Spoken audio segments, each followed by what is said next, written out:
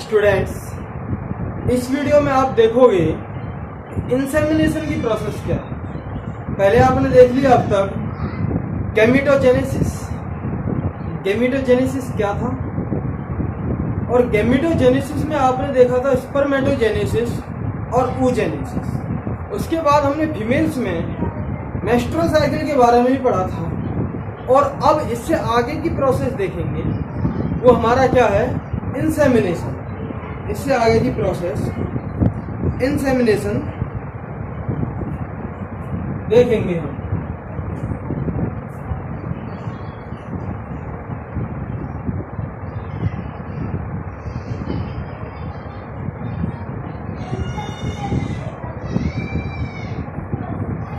Insemination क्या?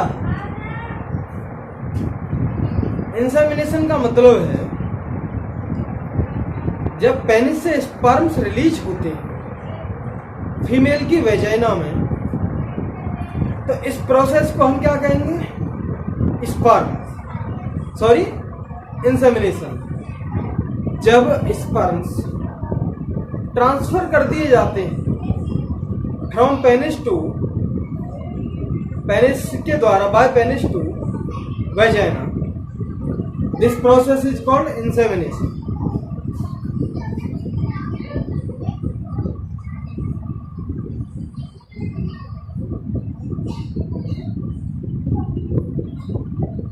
Transfer of sperms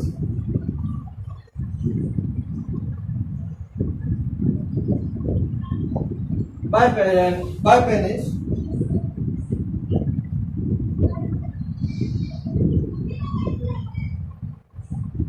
into vagina. Transfer of sperms by penis into vagina.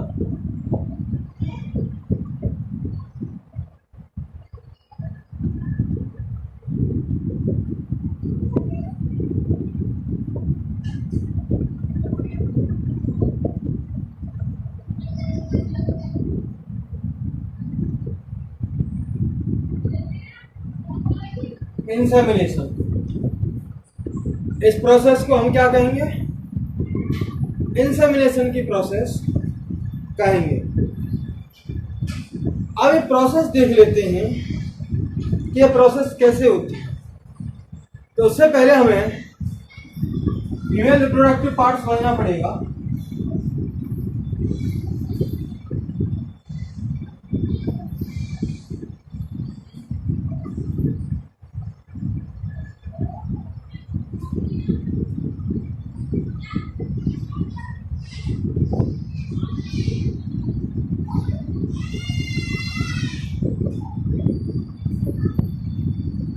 ये हमारा female reproductive part है।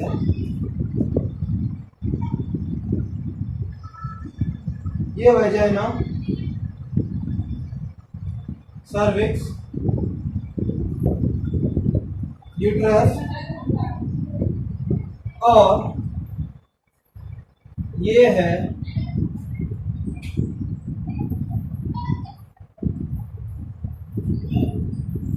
Fallopian tube. ये बात समझ में आ गई। अब देखिए, ओव्यूलेशन हो रहा था। ओव्यूलेशन किस प्रोसेस से हो रहा? जो ओव्यूलेशन की प्रोसेस थी वो क्या था, तो ओवेरी से ओवम रिलीज होता है, और कहां पे आ जाएगा, फैलोपियन ट्यूब में। ओवेरी से ओवम रिलीज हुआ, फैलोपियन ट्यूब में आ गया। ये हमारा ओवम है, फैलोपियन ट्यूब में आ गया। फैलोपियन ट्यूब में मैंने आपको 3 पार्ट बताए थे। जो ओवेरी के पास वाला पार्ट होता है उसे इनफंडिबुलम कहते हैं। ये वाला जो पार्ट होता है उसे एम्पुला, और ये वाला जो पार्ट होता है उसे हम क्या कहेंगे, इस्थमस। एम्पुला और इस्थमस का जो, जहां पर एम्पुला और इस्थमस आपस में जुड़ते हैं, तो ये वाला पार्ट क्या कहलाता है, एम्पुलरी इस्थमिक जंक्शन। उस वाले पार्ट को हम क्या कहेंगे, ampullary isthmic junction. The region where ampulla join with isthmus ठीक, तो एक चीज ये लिख लेते हैं हम,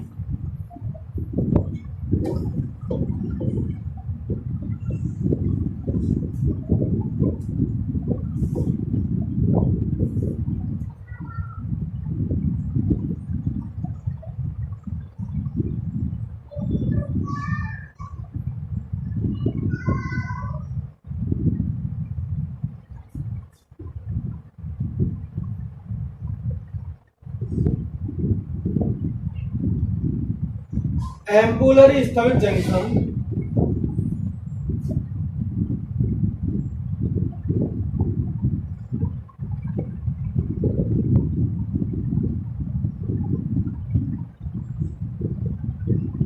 this is region of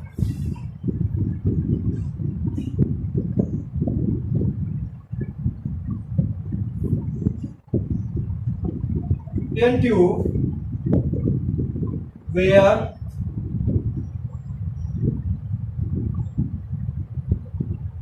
ampulla join with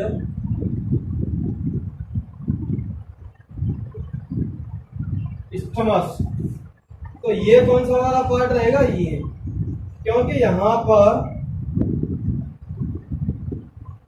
ampulla है और यहाँ पर इस्थमस है। इस्थमस और एम्पुला, ये वाला हिस्सा इस्थमस का, ये वाला हिस्सा एम्पुला का, जहां पर ये जुड़ रहे हैं तो उसे हम क्या कहेंगे, एम्पुलरी स्थमिक जंक्शन। बिल्कुल बात क्लियर हो गई। अब देखिए ओवम रिलीज कहां से हुआ, ओवेरी से हुआ और एम्पुलरी स्थमिक जंक्शन पर आ गया। इसी टाइम में जब फीमेल किसी मेल के साथ कॉपुलेशन कर लेती है, कर्टिस कर लेती है, बोले तो सेक्सुअल कांटेक्ट कर लेती है, तो उसके स्पर्म्स वजाइना के थ्रू सर्विक्स को मूवमेंट, सर्विक्स के द्वारा फास्ट मूवमेंट करते हुए इधर भी जाते हैं हमारे इस वाली फेलोपियन ट्यूब में और इधर भी जाते हैं। मैं कौन से टाइम की बात कर रहा हूं, जब ओव्यूलेशन हो गया। ओव्यूलेशन कब होता है, 14th day of menstrual cycle. Menstrual cycle के मिड मेस्ट्रुअल साइकिल के टाइम पर होता है, 14वें दिन होता है हमारा ओव्यूलेशन, ओवम जो बन रहा है। अब ये जो है उसी टाइम पे मान लीजिए सेक्सुअल कांटेक्ट हो जाता है, तो स्पर्म्स आएंगे हमारे, स्पर्म्स आते हैं और कुछ स्पर्म्स कहां पर पहुंचते हैं, कुछ यहाँ पर पहुंचेगा, कोई यहाँ पर इधर जाएगा। जो इधर जाएंगे तो वो बेकार है, और जो, क्योंकि फिलहाल ये माना कि इस बार ओव्यूलेशन इस ओवेरी से हुआ, और मान लीजिए अगली बार जो ओव्यूलेशन इस ओवेरी से होता तो यहाँ पर स्पर्म जाते, वो बेकार थे, क्यों, यहाँ पर तो ओव्यूलेशन हुआ ही नहीं है। ओव्यूलेशन यहाँ है तो यहाँ पर हमारा फर्टिलाइजेशन होगा। आगे समझ में। अब हमारे स्पर्म से गए और किससे जाके मिले हैं,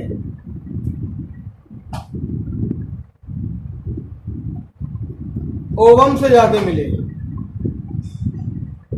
ओवम से जो जाके मिले स्पर्म, तो आपस में यहाँ पे कौन सी प्रोसेस चलेगी, फ्यूजन वाली प्रोसेस चलेगी। स्पर्म ओवम के साथ फ्यूज होगा, तो इस प्रोसेस को हम क्या कहेंगे, फ्यूज जो हो रहा है ओवम के साथ स्पर्म, उस प्रोसेस को हम क्या कहते हैं, फर्टिलाइजेशन।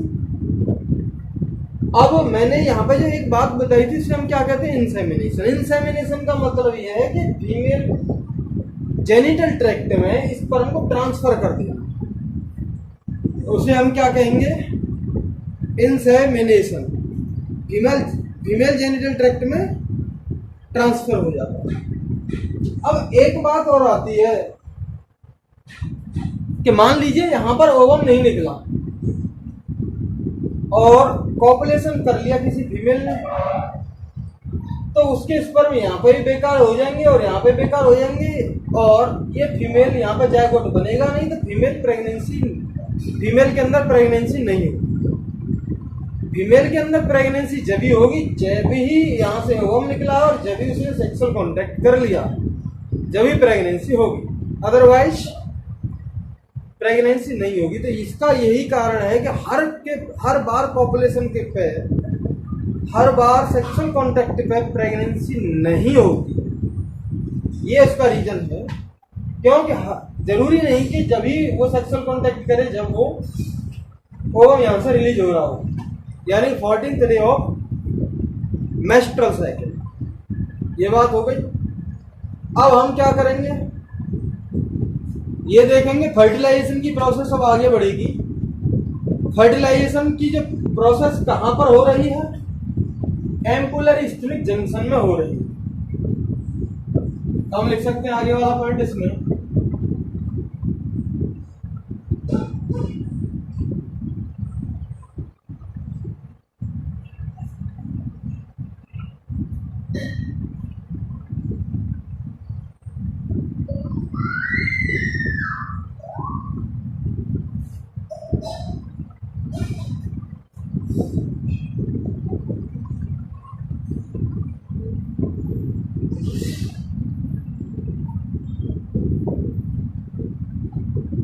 फर्टिलाइजेशन कहां पर होता है, एम्पुलरी स्टमक जंक्शन।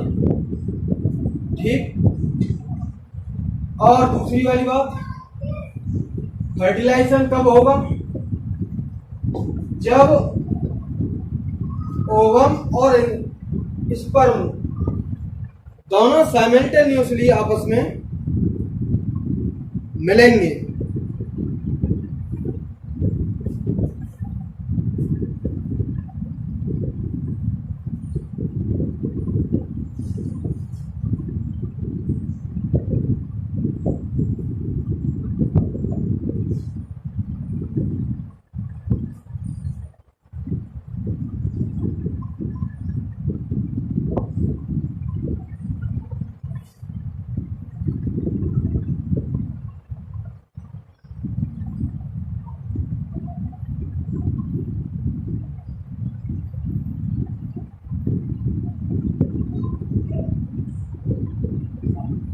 ओवम और स्पर्म दोनों साइमल्टेनियसली, यानी कि इधर से ओवम निकल रहा है, उधर से स्पर्म से आगे, जब भी हमारा फर्टिलाइजेशन होगा।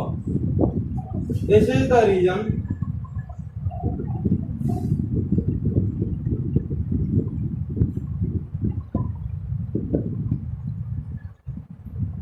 दैट all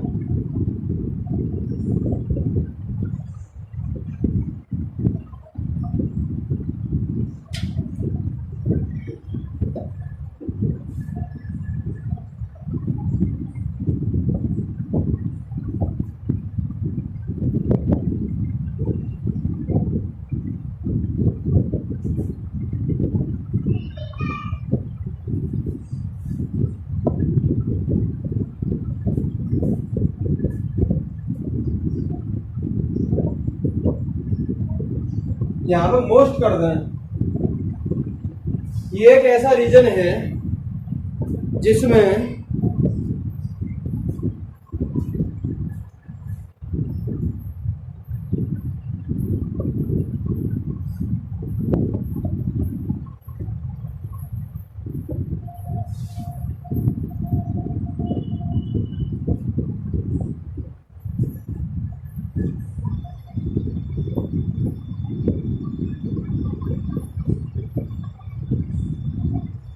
एक ऐसा रीजन है जिसमें सारे पॉपुलेशन, सारे कॉर्टेक्स फर्टिलाइजेशन को लीड नहीं करते हैं।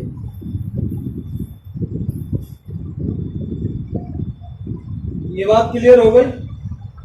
अब आता है फर्टिलाइजेशन की प्रोसेस कैसे होती है, उसको देखते हैं।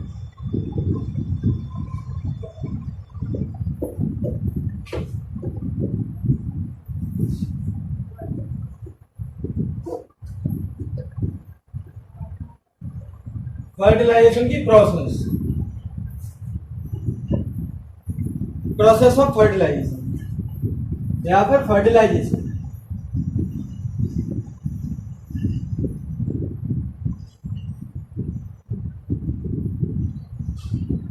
भाई ये फर्टिलाइजेशन जो है, यहां पर इतना तो आप देख लिया होगा आपने और पिछले वीडियोज में भी मैंने काफी बता दिया है कि fusion of ovum with sperm, this process is called fertilization. Ovum का स्पर्म के साथ जो फ्यूजन हो रहा है, इस प्रोसेस को हम क्या कहेंगे? फर्टिलाइजेशन। तो हम यहां पर ये प्रोसेस देखते हैं, ये क्या है? ये है हमारा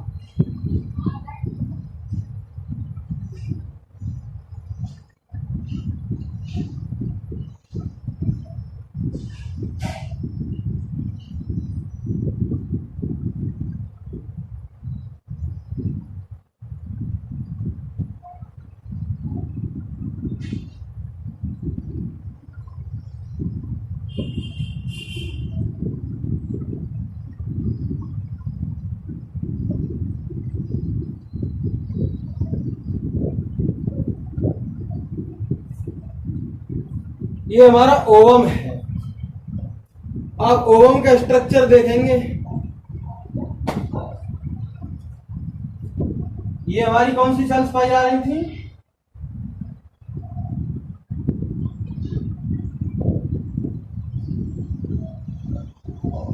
granulosa sales.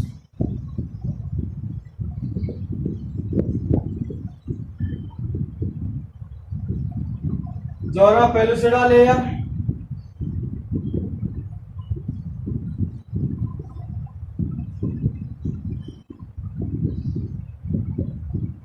पेरीवाइटल space,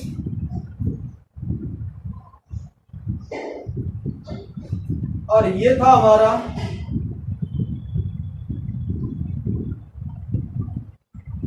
secondary oocyte। ये हमारा स्ट्रक्चर है ओवम का। अंदर वाली जो सेल्स होती है, यहां पर मैंने आपको एक बात और बताई थी कि जैसे ही हम oocyte से प्राइमरी oocyte बनी थी, सेल्स मियोसिस डिवीजन में गई थी, और यहां पर मियोसिस डिवीजन फर्स्ट कंप्लीट हुआ था। मियोसिस डिवीजन में दो पार्ट होते हैं, मियोसिस फर्स्ट और मियोसिस सेकेंड। तो यहां पर मियोसिस डिवीजन फर्स्ट कंप्लीट हुआ था, तो अभी हमारा सेकेंड कंप्लीट होना बाकी है, ये बात याद रखनी है। तो स्पर्म्स आ रहे हैं,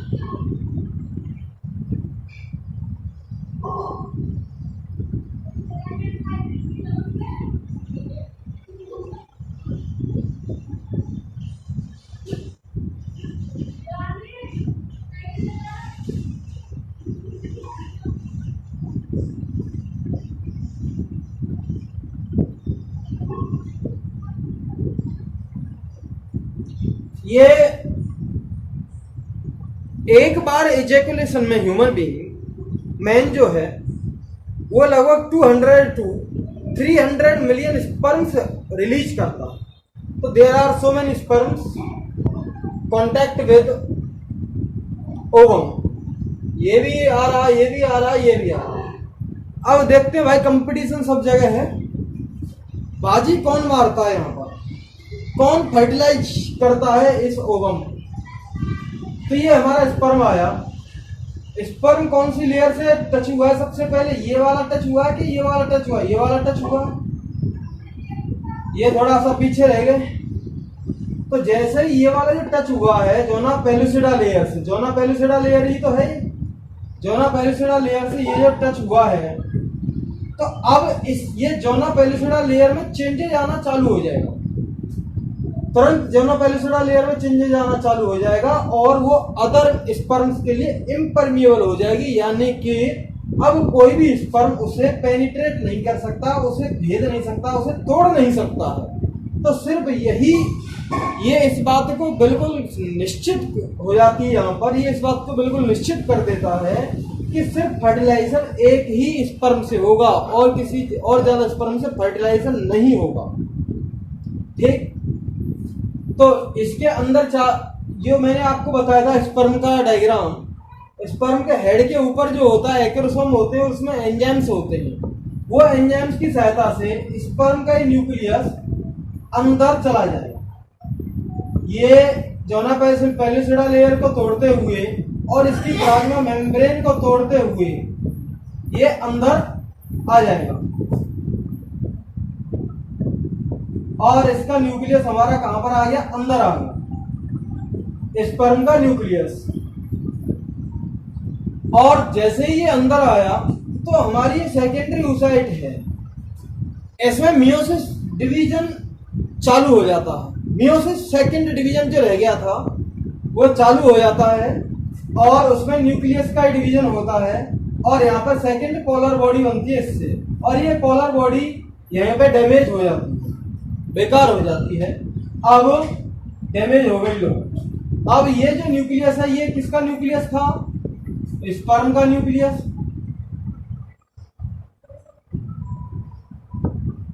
और ये किसका न्यूक्लियस था,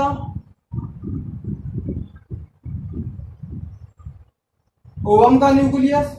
और जैसे ही इसमें सेकंड मियोसिस डिवीजन कंप्लीट हो जाता है तो इसे आप क्या कहेंगे, ऊटेड ओवम, या फिर यहां पर क्या कहेंगे, ऊटेड कहेंगे। अब यहां पर इसके न्यूक्लियस की कंडीशन कौन सी है, हैप्लॉइड है या डिप्लॉइड है, हैप्लॉइड कंडीशन है। इसके भी न्यूक्लियस की कंडीशन कौन सी है, हैप्लॉइड है।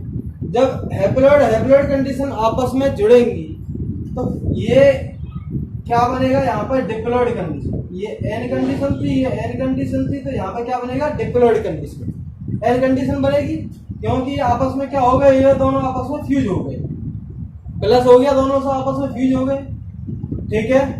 तो ये फाइनली क्या बन गया, हमारा जायगोट। और ये जो स्पर्म है ये बेचारे ताकते रह गए, बेकार हो गए। तो यहां पर अब हम इसे क्या कहेंगे, ये फर्दर जो प्रोसेस बनी है तो यहां पर ये न्यूक्लियस बना 2n कंडीशन का, तो अब हम इसे क्या कहेंगे, जायगोट। तो यहाँ पर फर्टिलाइजेशन हो गया। फर्टिलाइजेशन का मतलब क्या था, स्पर्म का ओवम से फ्यूजन हो गया। फ्यूजन हो गया, कैसे कैसे हुआ आपने देखा। और ये भी यहाँ पर देखा कि जोना पेलिसिडा लेयर एक ऐसी है जो एक ही स्पर्म को फ्यूज कराती है, नो मोर स्पर्म फ्यूज। तो ये कहानी हमने देखी। अब हमारा क्या था, फर्टिलाइजेशन, इसे लिख लेते हैं।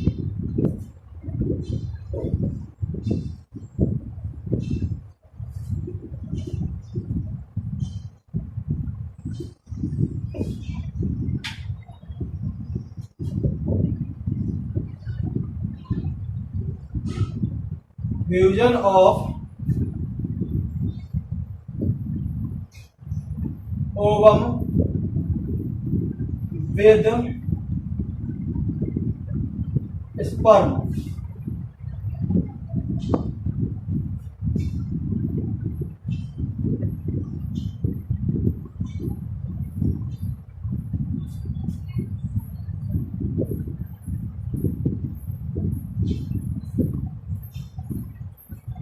This process is called fertilization.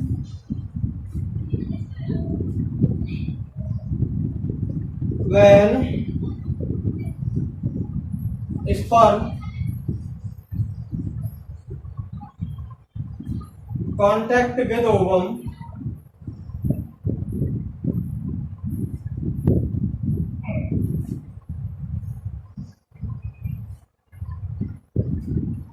या फिर हम यहां पे करेंगे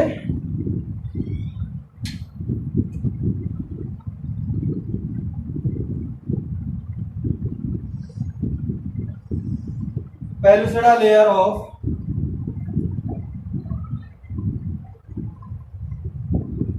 ovum.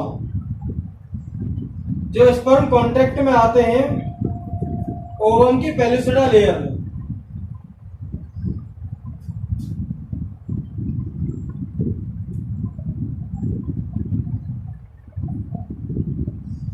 sperm enter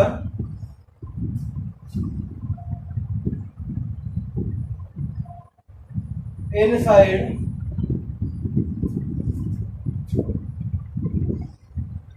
ovum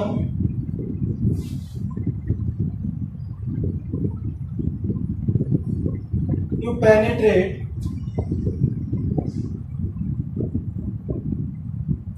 pellucidal layer and plasma membrane of ovum। Sperm जो है पेलिसुडा लेयर को पेनिट्रेट करेगा और प्लाज्मा मेम्ब्रेन को पेनिट्रेट करेगा और अंदर एंटर होगा।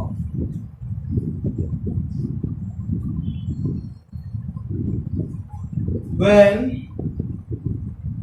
one sperm contact with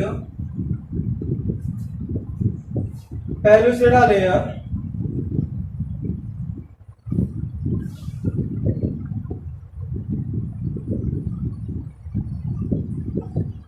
changes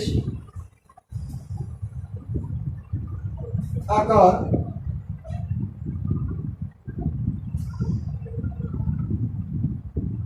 in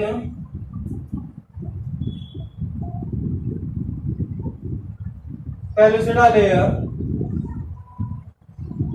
by which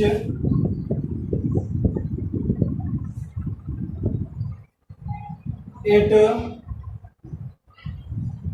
becomes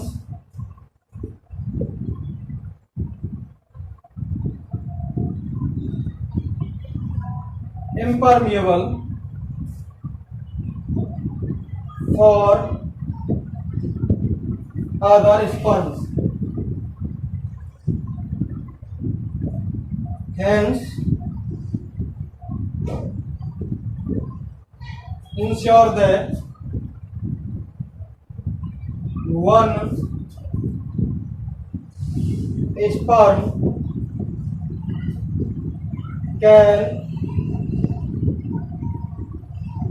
fertilize। देखिए, जब एक स्पर्म पेलिसुडा लेयर के कांटेक्ट में आता है तो पेलिसुडा लेयर में चेंजेस आते हैं और यह इम्परमेबल हो जाती है अदर स्पर्म्स के लिए। इसलिए इस बात को ये इंश्योर करती है कि एक स्पर्म ही फर्टिलाइज करेगा, no more sperms can fertilize. तो ये पेलिसुडा लेयर की कहानी थी। अब आगे की घटना क्या होगी?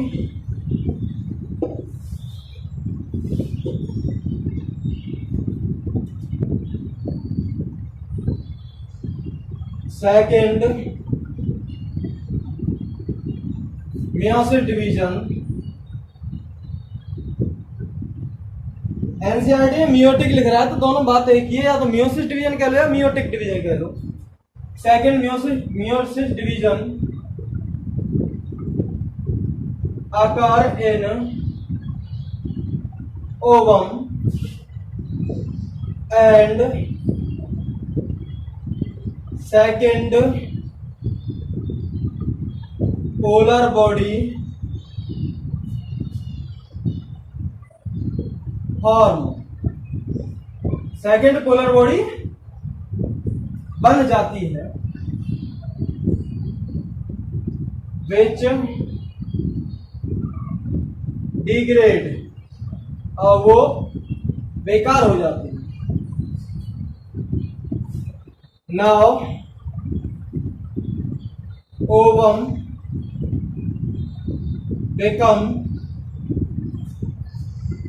becomes in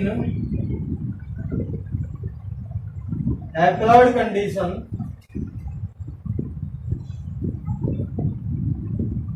and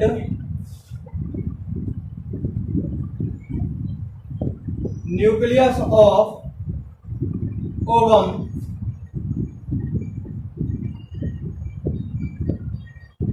fuse with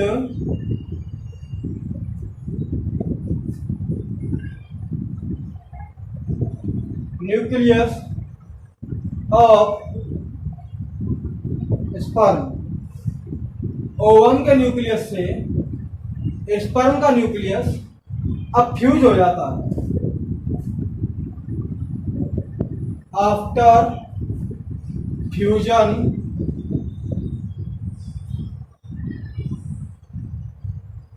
diploid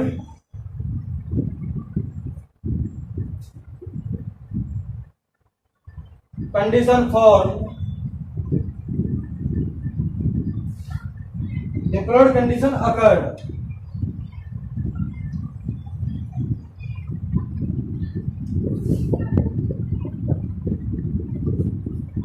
and hence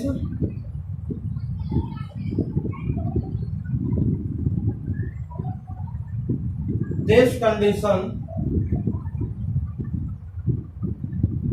is called zygote। अब ये कंडीशन क्या कहलाती है?